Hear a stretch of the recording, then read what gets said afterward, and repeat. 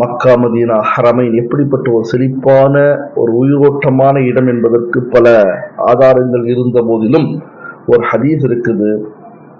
கியாமத்தில் முதலில் எழுப்பப்படுபவர் யார் என்று பார்க்கும் பொழுது நபி அவர்கள் சொன்னார்கள், அன அவ்வலு மன் தன்ஷக்கு ஃபில் அர்தி மின்ஹு அல் அர்த.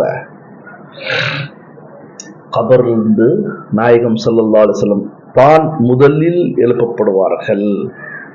சும்மா ஆதி, நாம் பிறகு செல்வேன், அஹ்லல் பகீ, பகீ வாசிகளின் பக்கம்.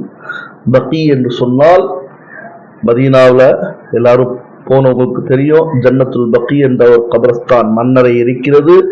அந்த மன்னரையின் பக்கம் நான் செல்வேன், அங்கே இருக்கக்கூடியவர்களை எழுப்புவேன் என்று சொன்னார்கள். என்னுடன் அவர்கள் எல்லாம் ஒன்று சேர்க்கப்படும்.